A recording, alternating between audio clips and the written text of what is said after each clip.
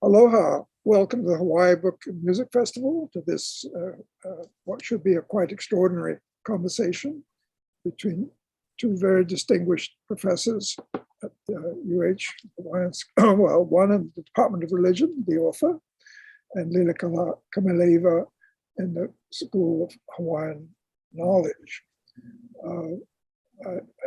These are both extremely knowledgeable and articulate and probably very entertaining speakers, and I'm really looking forward to this. So let's proceed. Thank you so much. Aloha. Aloha. Well, I am so wonderfully pleased that I get to hang out and talk story with Marie Alohalani Brown, because this book on Mo'o, oh my goodness, it's superb. It really is. And it's going to be like, you got to read Ruling Chiefs and all the stuff by Kamakau. You're going to have to read this book by Brown, because it's really, really, really important for understanding Hawaiian culture, Hawaiian religion. I'm hoping that everybody can hear me. So somebody check the sound out there. To me, Mo'o wahine are extremely important. Well, Mo'o kane too, but you got two. Okay, thanks. Thank you. Sounds good. I can see in the chat. And I'm a little bit biased because I come from a Mo'o family and she comes from a Mo'o family, and there you are, where we like to talk about Mo'o. So I think it's important that you get to ask questions. So all of you who are out there, I'm hoping you've read the book. If you haven't read the book, you can still ask questions. If you've read the book and you have questions, it's really good. I think there's 733 footnotes, so you can see exactly where she gets information from.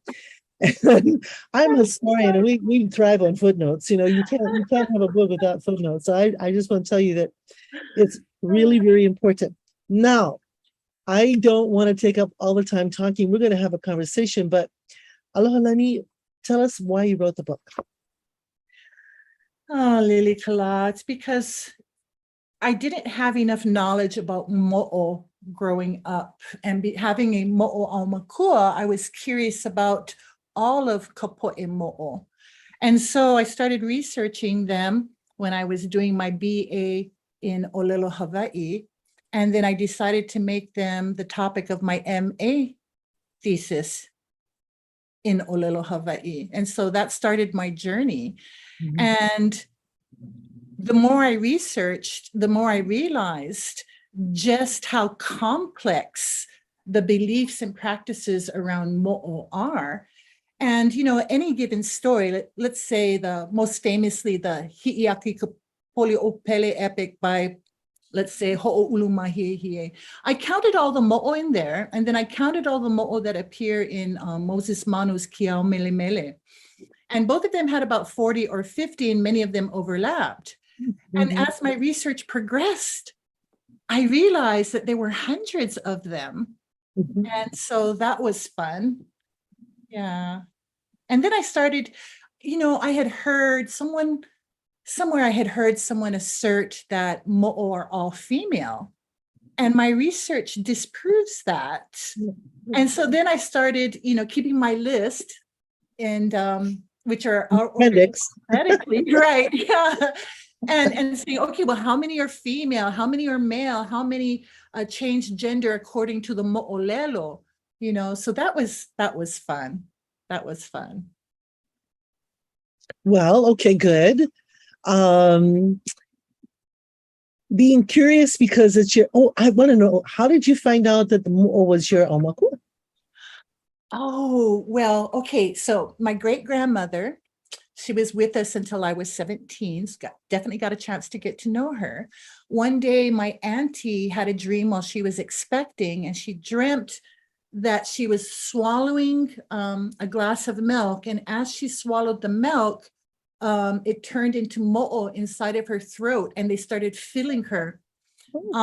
And so she called her grandma, who was a known dream seer in her neighborhood. And my grandma said, Puna said, "Oh, no worries. That's just your mo'o amakua, letting you know that the baby's fine. Stop worrying." You know, and Puna really didn't talk about a lot of those things with us. She talked it more with my mom and her sister, my auntie, because she helped raise them when my grandma was working. So they heard all the stories. But yeah, so that was how I learned of it when I was little. So when I was growing up, my mother said she was Pele. And they were a Pele family. And she'd argue with my stepfather, and she'd always win. And she'd say, "Don't forget, I'm Pele." Okay. So some Mo'o or Mahu, some are male. You know, the question that came in is, so some Mo'o or Mahu are just male? I think that was the question. Oh, go or ahead. Male then turned female. Go ahead. Why don't you answer that first? I'll tell you the story later about Pele. Okay. Unless an entity is described as Mahu, I don't assign it that status. What happens though is that, you know, variation is the norm, not the exception, yeah, in our culture. And so that's why we have so many different versions of the same epic, Mo'olelo. So I imagine that some people in some areas perceived a mo'o as female, while others in other areas perceived it as male across place and time. That's my hypothesis. When we see mahu in mo'olelo, it's very clear that they're mahu. It says mahu. Yeah. At least that's been my experience. Lilikalā? Yeah, I think that's true. I don't know as many mo'o as you know, but I'm learning them by looking at your list, and I love the list. Oh, fabulous list! Anyway, let me just go back to the mo'o stuff. So how did I find out I was mo'o? Because my mother said we were Pele, and she hated mo'o. My mother, if she saw a mo'o crawling on the wall, she'd get out Lysol and try and spray it and kill it. And we lived downtown in Chinatown for quite a while, and actually the only thing that runs around there is mo'o and rats. So I decided I like mo'o a lot, and I had a little box, and I would get the mo'o and I put them inside the box, and I feed them and I pet them and I talk story with them. And one day my mother saw me with this little box of mo'o, and she just screamed. She said, "Oh my God, how can you even touch those things?" And I was like, with my friends, she said, throw them away, throw them away. So I put the box outside the window. We lived on a second story building on top of my mother ran a secondhand furniture store. So we lived on the secondhand. I put them right outside the ledge. And when she wasn't looking, I brought them back in and fed them again. But I love it. I found out later on that actually she didn't know, because she just thought genealogy was worthless. You can't make any money from it. And I love genealogy. And so I found out that on my grandmother's father's side, paternal side, there were 3 generations back, there was an ancestor named Mo'o. His name was Mo'o. And he was a warrior for Kamehameha. He got land in Ibile, where Costco is today. I've seen his name in the papers. Yeah, he had land on several different islands, as a matter of fact. And so it came down to one of my tutus, Kaliko Koko, and she married a guy named George Saifu, and George Saifu became George Cipher. And then George Cipher's sister is Nadine Haleakala Mackenzie, my mother's mother. There you are. But my mother never heard about this because my grandma became very Christian, and she didn't talk about any of those things. Like my Puna. And I think my mother knew that she was Pele from her mother, but she didn't know about the Mo'o side. So there it was. It was many years later. You must have enjoyed chapter 4, I believe it is, the kinship and antagonism between the Pele and Mo'o clans. I could never figure it out, because Haumea is a Mo'o. Haumea is the mother of Pele. She's the mother of Hi'iaka. Why are they killing Mo'o? I don't get it. But right. Sometimes children grow up and they want to ku'e their parents. So the whole story in Tahiti, or Raiatea rather, of Ta'aroa Kanaloa being the father of Aotearoa, and that Atea gives birth, is female at first, and then she gives birth to Kane, and Kane becomes the son, and he's got this fight going on with his mother, who is Atea down there means the arching of the sky, which it means up here too, the expanse of the sky. And yet also, when she turns male, there's more of a fight that goes on. And maybe that's between mother and daughter in the Pele and the Haumea. I don't know. Interesting. Yeah, it is kind of interesting. And, because in the Tahitian stories, Pele is born as an Akua wahine of water in the middle of Tahiti. And and in fact, in that valley of Papino'o, one day, the first time I went there in the year 2000, there was over 100 waterfalls. Yeah. So she and Hi'iaka are Akua wahine of water. But when they go to Bora Bora, she learns how to bring fire with the o'o, right? The digging stick. She learns from Uncle Lono Akua how to get the fire out of so she's different. Right. So mom is water. Yeah, Haumea and the Mo'o are all water, as you say, right? You're right about that. And so she's fire now. So she's got this Ku'e thing going on. Right? Yeah. Okay, so what I found fascinating when I was reading the different versions of Alohalani is when Mo'oinanea, who in some traditions is the source of all Mo'o, when she tells him, O ku'ukino maoli keia, this is my real body, translating for others. And then she breaks off her tail and gives it to him, and it turns into that kapalehu that incinerates everything that it touches. And I can't even tell you, Lilikalā, when you write about these things, you have to offer some kind of hypotheses. If you're writing a book about it, you can't just put it out there. So let me tell you, And in that story, Namaka o Kaha'i is one of her mo'opuna, right? Right. That started my fascination with the different genealogies. And actually, in one version of the story, Namaka o Kaha'i is the daughter of Haumea, older sister of Pele, because there's different genealogies about. Right. Yeah, but that whole story in Bora Bora, where Namaka o Kaha'i is in charge there, and that's her place, and that's her ocean. And Pele, the younger sister, is not only not obeying, but she's fooling around with Alohalani, who is her Kane.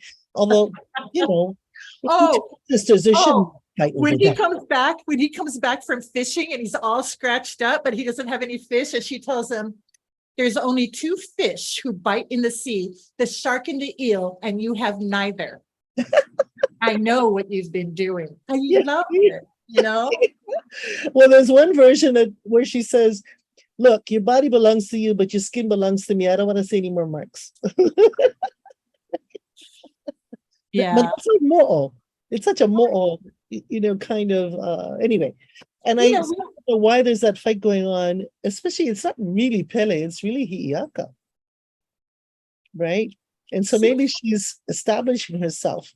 Now, I can understand her killing, Mokoli'i and Kualoa, because he threatens to kill her, or Paneva, because he threatens to kill her. So who do they think they are, after all? But she kills a few females too. So I don't know what's going on, really. I don't understand that. I'm still looking.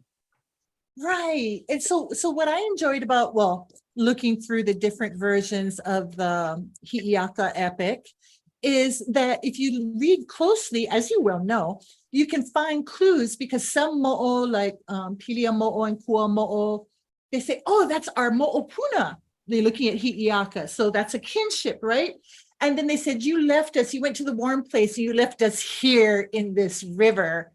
And she's like, what are you complaining about? There's plenty of food here, And then when she goes after Panaeva, she continues traveling through the forest, and she runs into a group of Mo'o who referred to her as their kaikaina. Right?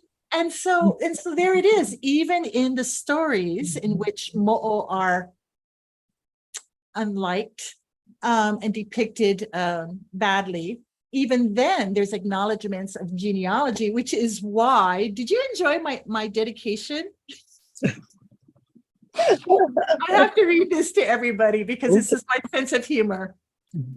For ka poʻe moʻo Akua and their descendants, for everyone who loves moʻo, for everyone who has moʻo-like qualities, beautiful, brilliant, bold, sassy, seductive, kolohe, eola, P.S. E ole no ho'i peliman, their descendants, even though most of you can't stand mo'o, you're still family. So I had fun with that. Well, actually, I also very much love Pele. I do. Me too. And when my children were born, I took their piko there to Kilauea. Although my grandchildren's, Yeve is buried in the backyard, but for that, I went to Pele because my mother was the strongest person I ever met.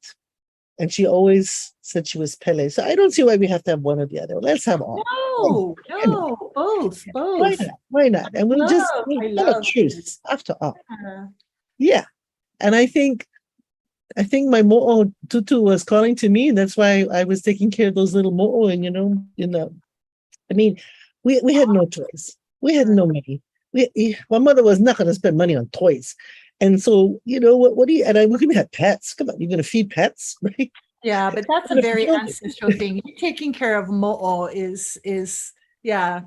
Listen, earlier on the phone, we were talking about how I had mentioned how I cite you extensively when talking about Kinolau and Kinolau logic. I cite you for pages. I'm so grateful for your work and and then I contrast your perspective, your interpretation, and how Kamakau says Haumea. Can you please share with everyone else what you shared with me about Haumea and Haumea, please, Lilikalā? So when I teach the business of Aikapu and how men and women are separate in worship and in eating, which is kind of unusual in Polynesia. I haven't found a haleo papa anywhere outside of Hawaii, although I think Kekuhi said she found some in the Marquesas that were female temples.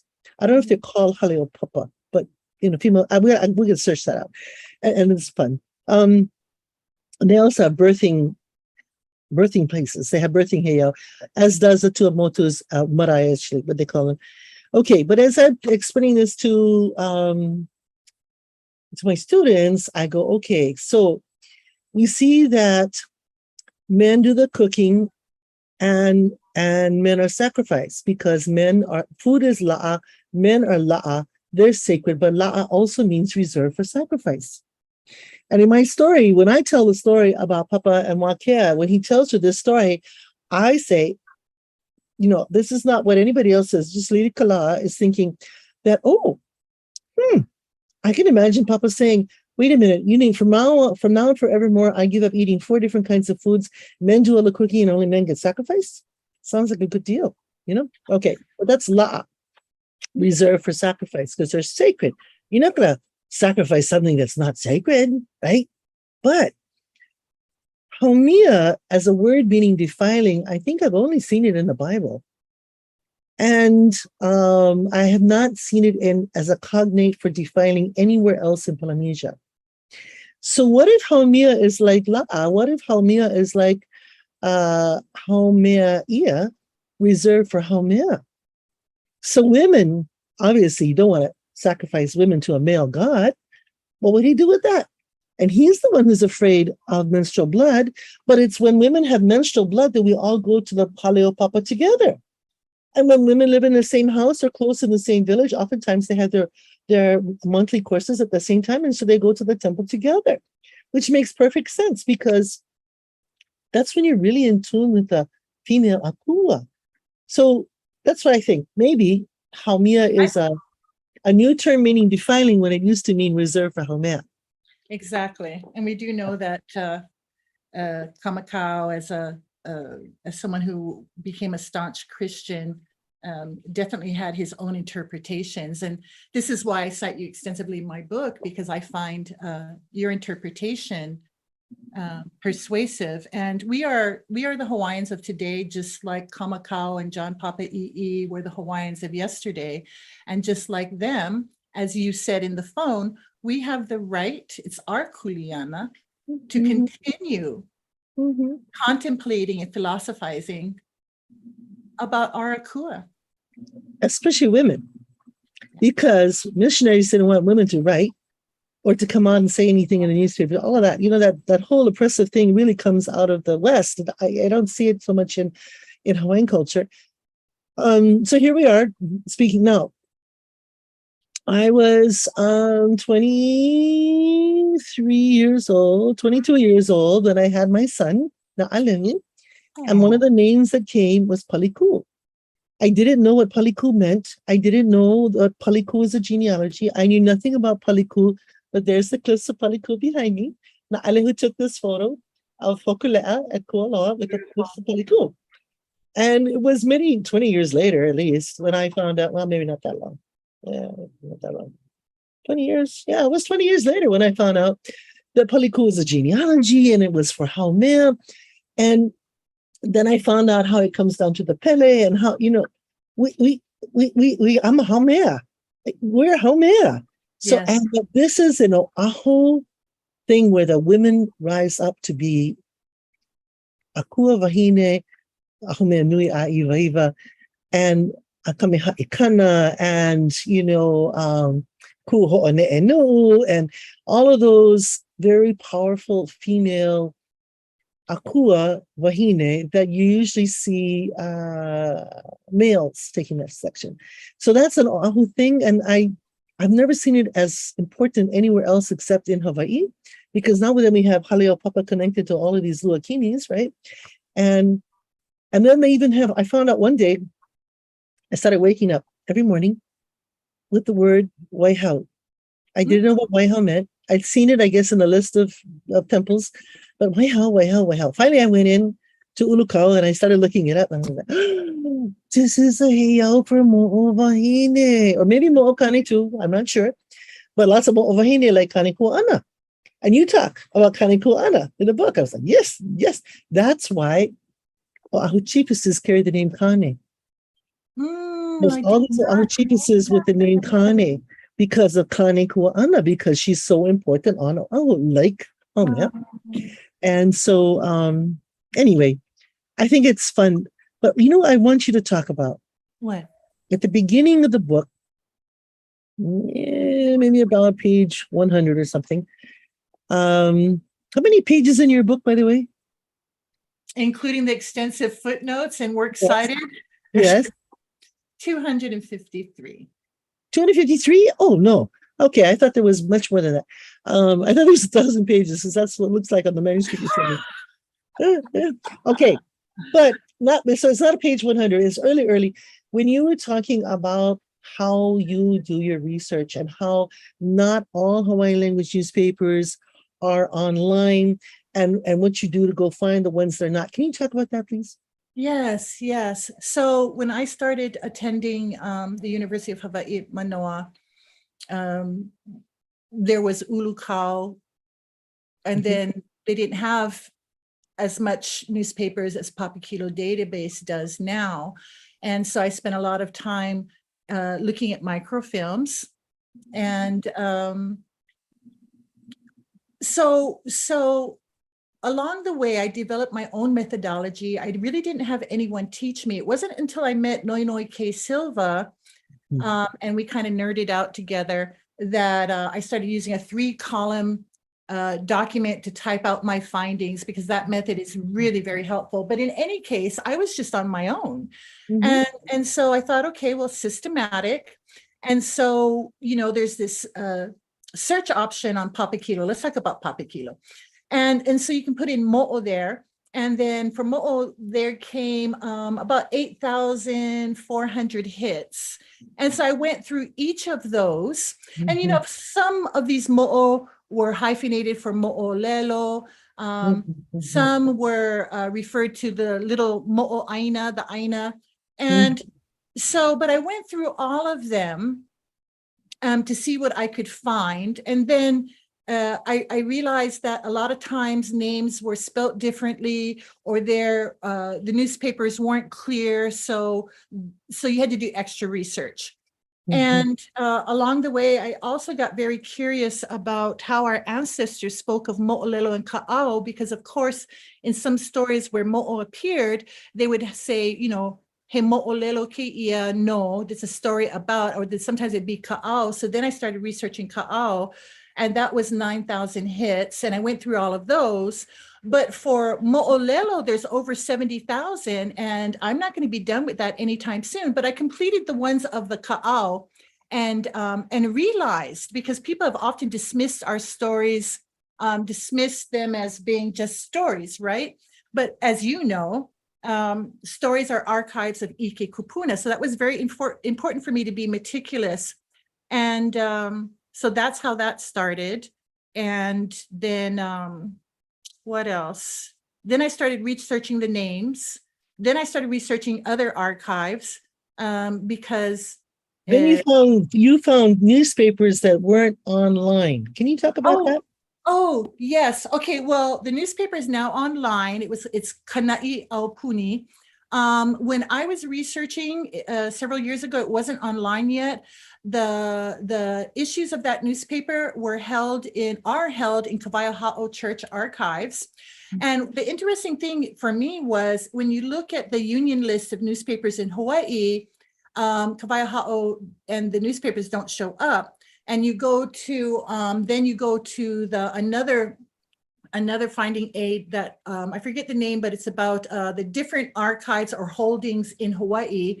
Then you find Kawaiaha'o, but doesn't really talk about the newspapers. So it just so happened that Noinoi found out about them. And so there's that. But also a lot of the newspapers that I was interested in reading were missing a lot of the issues for one of the longest stories. I think it was Kama'akamahiai. And that's the one in which Haumea is explained as Kameha'ikana. And that's the story in which she goes around in her gigantic Mo'o form. And then she turns her Hanai daughter into a Mo'o at the end. I know you know that story. This is for everyone else who doesn't. And so Noinoi and I would go to Actually, I don't know that story, and I need to read it.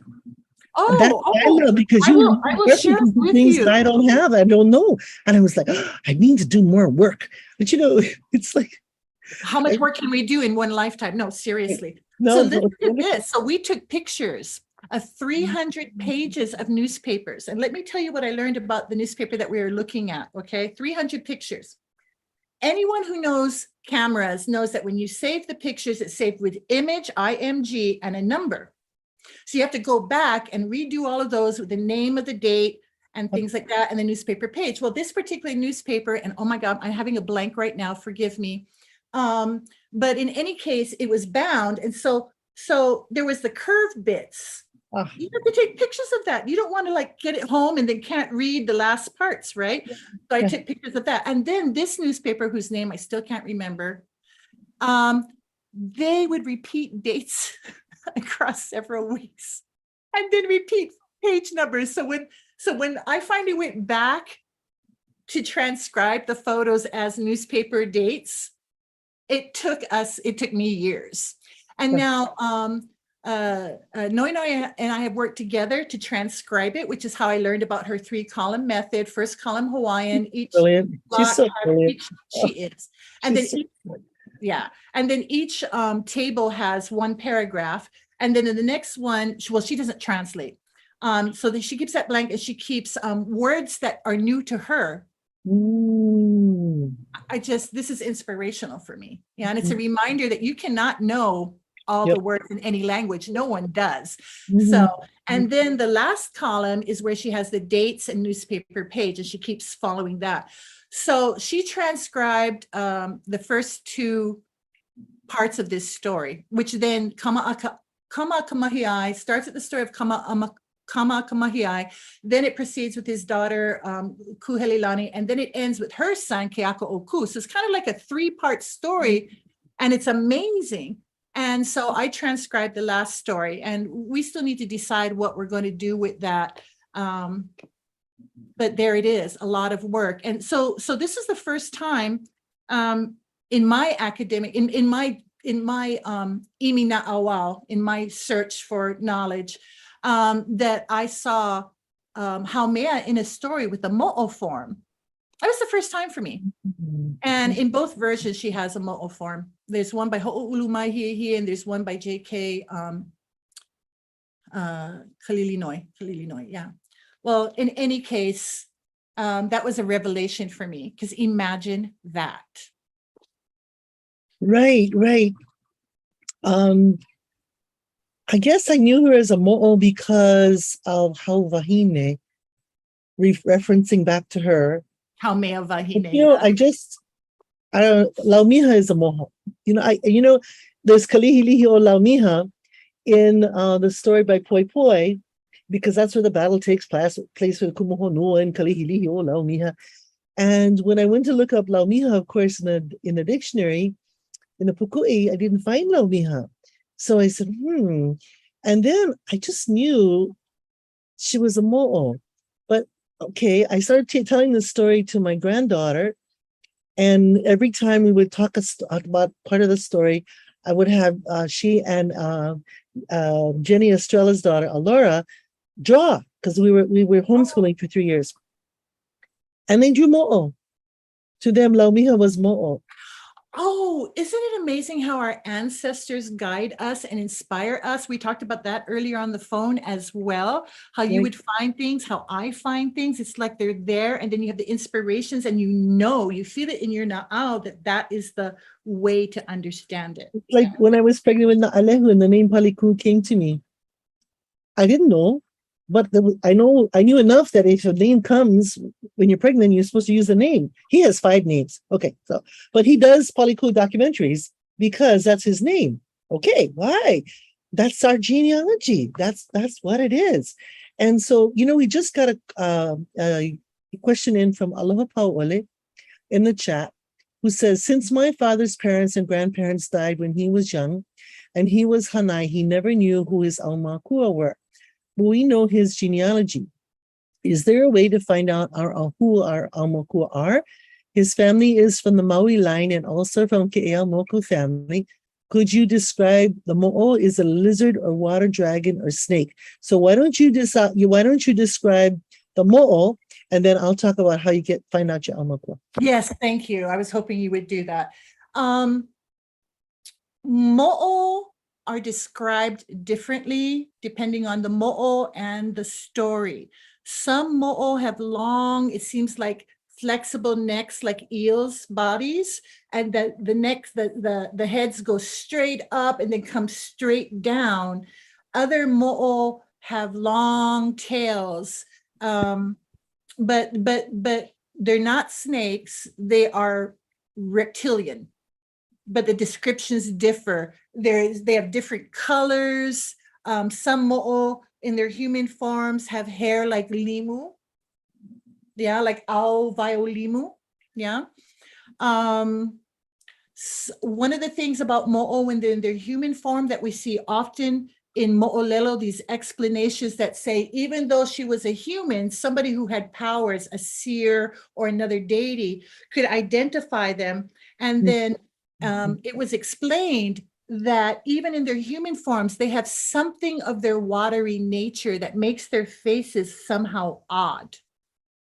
Yeah. Right. Okay, so Aloha, that's what mo'o look like, and they can be lizards, or sometimes the big ones are called dragons, the ones that are 30 feet long, the kiha. Sometimes they're like eels, right? And if you know your family genealogy, then you pray to them. You pray to your kupuna and you ask them to tell you. So I started doing this 15, 20 years ago. I had a problem and I was away from home and I had to get a memo out the next day, and I really had to get it done, and I couldn't think of what to say was the right thing to say. And so I said to my tutu, I said, Tutu, I'm having a problem with this, and can you just please help me? And, and I went to sleep. And when I woke up in the morning, I had the whole memo. So I've been doing that all the time now. And I've learned that I used to think I really had a lot of great ideas, but they all come from them. They just tell me what to do. And now sometimes I'm lecturing in class and something comes out of my mouth that I've never said before. Okay. And I'm like, oh, that's quite brilliant. And it came from Tutu. Wasn't from me. So this is from the Tutus who have gone on, right? This one is from 6 generations ago, the one I pray to all the time. And that's you for aloha. That's what you should do, is you go back along the genealogy line and you call out to them before you go to sleep. Chanting is good too, to make that connection. According to Poʻe, that's where I learned that from. And so you might want to do that. You might want to oli, or pule is just fine too, because it's the intention that's the most important. You can pray in English, you can pray in Hawaiian. It's the intention. Ask them for what you'd like. The other thing is, sometimes you go to somebody's house and the whole house is full of mo'o. Guess what? That's the aumakua. Or sometimes, you're out of swimming and all of these turtles just come around you. Oh, aumakua. See, they come to you and they say, knock, knock, bebe, pay attention. So I find life so exciting and thrilling because I'm learning new things I never realized before. Yeah. But that's what your book is about. What is the favorite part of your book? Oh, and look, Aloha's saying, oh, get plenty more on my house. Yeah. What is my favorite part of the book? You asked? Mm-hmm. I really like chapter 1. It's about Moʻo, Akua, and water, because one of the questions I asked myself early on in my research was, okay, Puku'i says water spirits in the dictionary, what does that mean? And then, when you find so many mo'o, like, 288, and you can see their locality, they're place specific. Mm-hmm. There's some mo'o who travel all over the islands, but they tend to be place specific, and our kupuna tell us exactly where they are. So then you realize, well, it's not just in or around fresh water.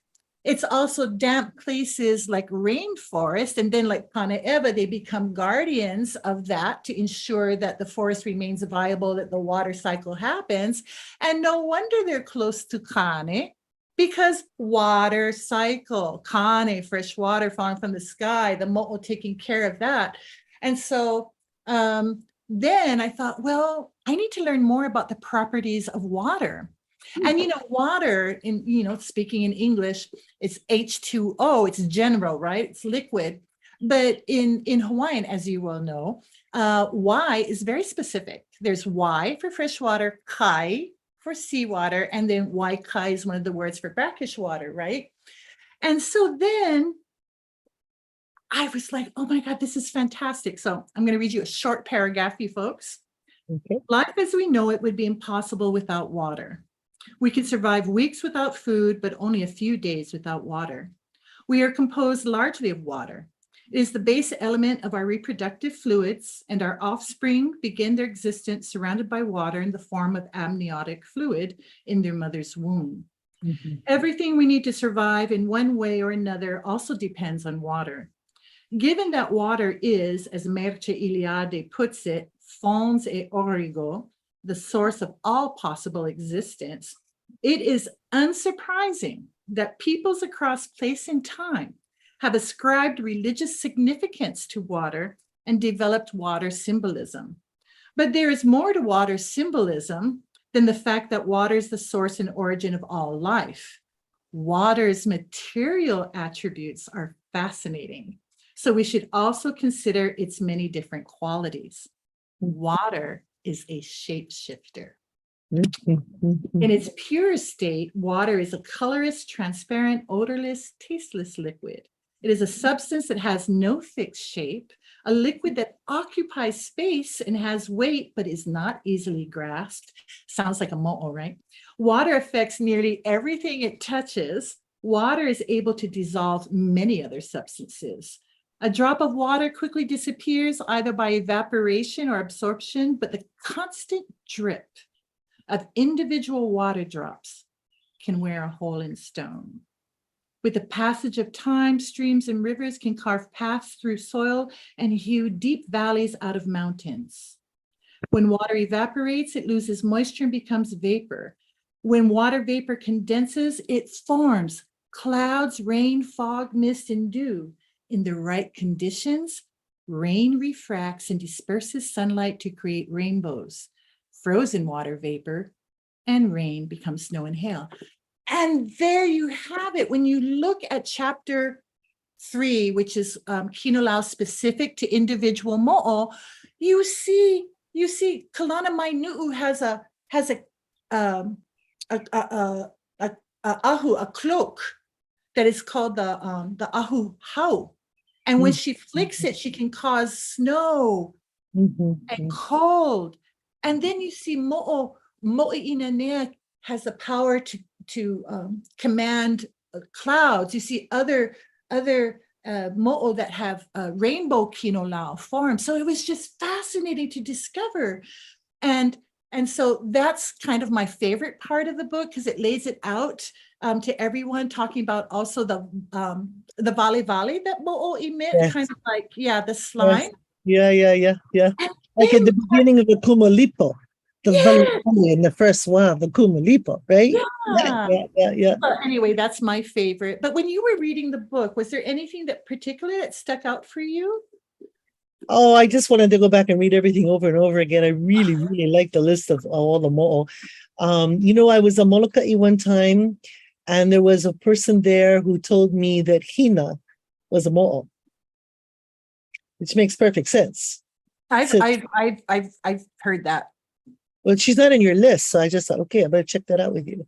No, but there was a Hina. My book is already longer than they wanted it. Yes, of course. So at one point I had to cut out a lot of stuff, but there's a Hina form that gives birth to different creatures of the sea, and also yes, there is. That's right. Yep. Right. And to a mo'o. Right. Yeah. And so she also gives birth. One of her daughters is a mo'o. Yeah. Well, So there's some questions that have come in that I want to make sure we get to, because to honor the people. Aloha Paoli says, thank you so much I will try plenty more on my house, right? But here's anonymous question. In the mo'olelo of Pili A'ama of Waimea o Ahu, why do you think it is that he left his footprint on the pohaku? Do you think that Hi'iaka destroyed him? In the stories that I've read, she doesn't manage to destroy him, but he was rude to her. And so he quickly stepped on the rock and shrank himself and leapt into the cracks. That's how that passage ends. So Wahine O'Ma'o had seen him walking by. He was a konohiki of that area and also a fisherman.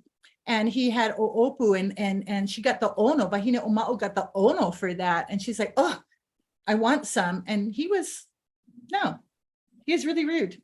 And so he went from his human form running and then turned into a tiny mo'o and went into the cracks, and then they continued on. In the versions I've read, I haven't seen her destroy him. 2 other instances of little mo'o who see Hi'iaka and go, oh, it's Hi'iaka, are the Pe'ekaua, let us hide, on the Ewa Plain. Yeah, they also turn into little mo'o and hide. Yeah, but Hi'iaka don't bother unless you're rude to her. Right. Here's another one from Kiara Keluka'ana Lorenzo Rodriguez, who says, who are the mo'os of Waipi'o Valley my ohana have called Waipi'o home for generations? I know only mo'olelo of Kiha Wahine. Is there more? Because there's plenty of Waipi'o Valley, so I'm not sure which one is. Yeah, thank you. I was like, which one? But in any case, whatever Waipi'o Valley, I can tell you that there are mo'o in those valleys. So unfortunately, I'm looking at my my index and I don't have anything for Waipi'o, but I know it's in there. Like I said, my editor said, okay, at one point you need to stop. There's too many pages. But you will find it there. Just go through the bibliography and just take your time and you will see the place come up. I always mention place. It's very important. Yeah. So you will find them in there. I also wanted to say, it took me, I was doing a project in 2010 on Apakonahiki, and we were transcribing LCAs and typing them up so they're searchable and all that kind of thing. And we started to go around looking at fish ponds on Oahu just for fun because, typing it gets boring. And I had 10 students working on it. And I realized then that all fish ponds, whether they're in the ocean or on the land, are fed by freshwater springs. And I didn't know that before. And of course, the freshwater springs are the mo'o. When there's a spring in the pond, that's when the fish come, because fish love fresh water. That's where they spawn, like the salmon. Right. Right. So, I went to the watercress farm in Pearl City, and they have 10 acres of land there. And they have to have one spring for every watercress bed. They have 10 acres and 100 beds. There's And mo'o so that means they've got 10 springs per acre. And Kameʻelehiwa, according to Kamakau, is a female Aumakua.